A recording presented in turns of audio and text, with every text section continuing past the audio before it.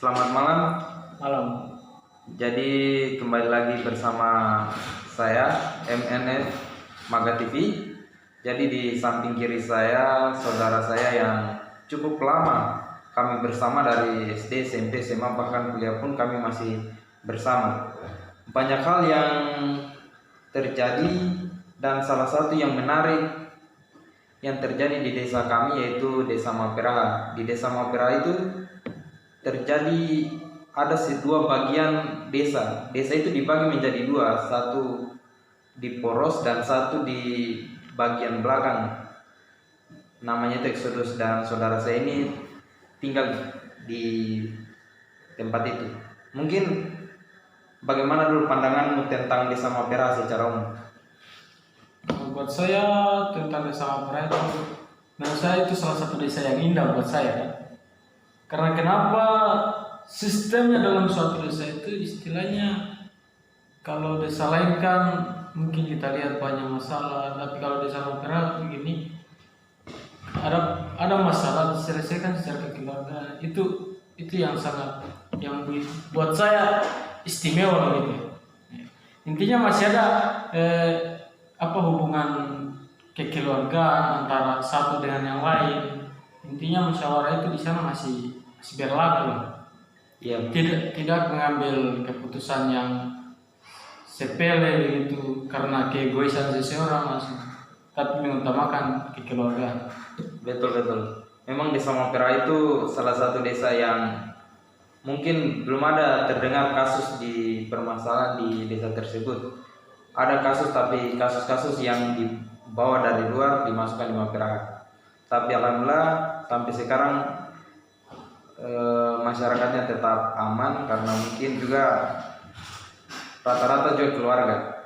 Jadi selama tinggal di Maperaha dengan situasi pembagian wilayah itu, apa yang saudara rasakan tentang pembagian wilayah itu? Kalau masalah pembagian wilayah sih sebenarnya Maperaha tidak ini bukan pembagian wilayah, tapi Exodus adalah bagian dari Maperaha dan masyarakat Exodus adalah masyarakat Maperaha.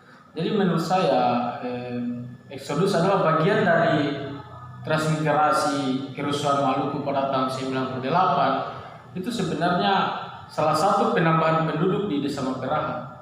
Jadi salah satu tolak ukur untuk bantuan semacam dana desa itu tergantung juga jumlah penduduk yang ada di desa itu. Jadi menurut saya Desa Exodus itu lorong Exodus itu bagian dari Maperaha. Walaupun bagaimana kami juga bagian dari Maperaha. Tapi yang dirasakan saat ini bagaimana sikap dari, anggap saja kita bagi si wilayah itu menjadi A dan B. Yang A itu adalah di desa yang di poros dan B itu adalah Exodus. Jadi bagaimana menurutmu sikap A ini terhadap B selama Anda hidup di Desa Maperaha? Apakah terjadi diskriminasi atau semacam dibeda-bedakan atau bagaimana? Ya, kalau menurut saya sih diskriminasi tidak ya. Karena saya yakin dan percaya bahwa pemerintah desa itu pasti mengusahakan yang terbaik untuk masyarakatnya. Tapi alhamdulillah ya, saya kurang lebih 19 tahun tahun 2019 alhamdulillah kemarin sudah masuk listrik. Kurang lebih 19 tahun masyarakat Exodus, khususnya masyarakat Desa Maperaha, itu mereka merasakan namanya lampu duduk yang seharusnya mungkin tidak digunakan lagi atau tidak layak digunakan. Tapi pada tahun 2017 pemerintah desa alhamdulillah sudah juga mengusahakan, tapi itu bukan kurang efektif, tapi saya rasa kurang puas untuk masyarakat di dalam, yaitu tenaga surya. Alhamdulillah juga saya pribadi khususnya anak lorong Exodus yang di dalamnya itu saya selaku juga mahasiswa menganggap ya bukan berterima kasih lah kepada pemerintah desa, walaupun menurut saya kalau buat saya bukan diskriminasi, tapi orang-orang di dalam itulah mungkin yang kurang komunikasi atau seperti apa. Jadi pemerintah desa juga kan pasti memperhatikan mana dulu yang diusulkan, yang yang diprioritaskan. Tapi kalau masalah dilihat dari kurang lebih 19 tahun itu sebenarnya itu waktu yang lama sebenarnya. iya, sangat lama sekali. Buat saya putra dari orang itu sangat sedih melihat orang-orang tua saya yang notabene-nya petani kan. Iya. Notabene petani, penghasilan yang cukup, penghasilan cukup, merasakan ya mereka hidup seakan-akan pasrah begitu dengan keadilan pasrah. Jadi alhamdulillah kemarin kami kebetulan dengan saudara saya Arlan, dia salah satu mahasiswa pertanian jurusan agrotek.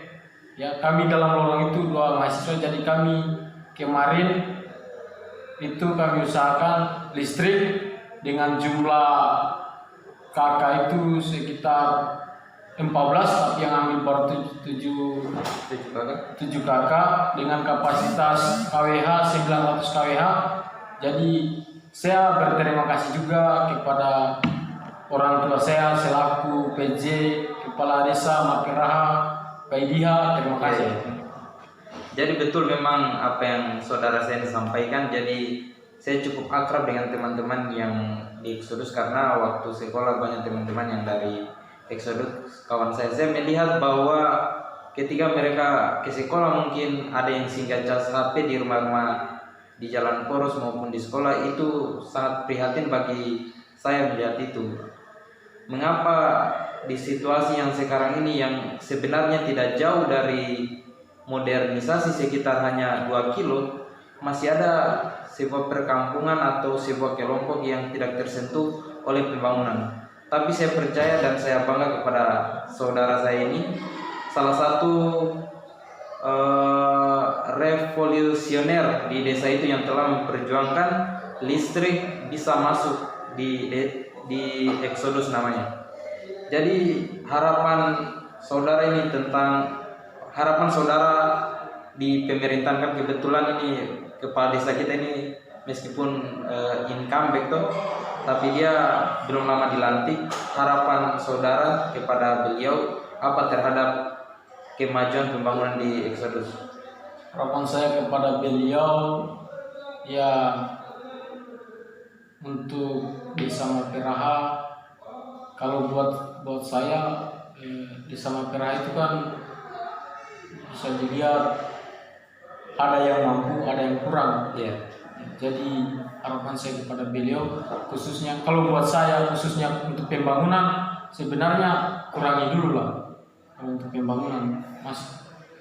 Karena banyak masyarakat yang butuh kesejahteraan. Iya, betul. Jadi saya kalau buat saya pribadi pembangunan itu semacam dikurangi lah, ya.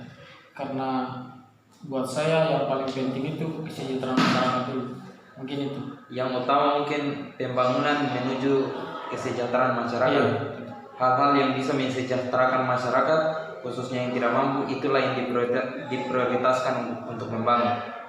Jadi mungkin masih banyak di daerah-daerah sana, khususnya di Indonesia ini, yang masih belum tersentuh oleh listrik, internet dan lain sebagainya. Dan semoga pemerintah jeli, meskipun ini hal yang sepele, tapi kita ini sesama manusia pasti merasakan hal yang sama. Ketika kita kekurangan apa yang kita butuhkan, maka disitulah kesedihan akan terjadi. Mungkin itu sekilas. Nanti kita akan berjumpa lagi bersama ini saudara saya. Mungkin saya belum perkenalkan, namanya Syukur Ode. Oke, nanti kita jumpa lagi.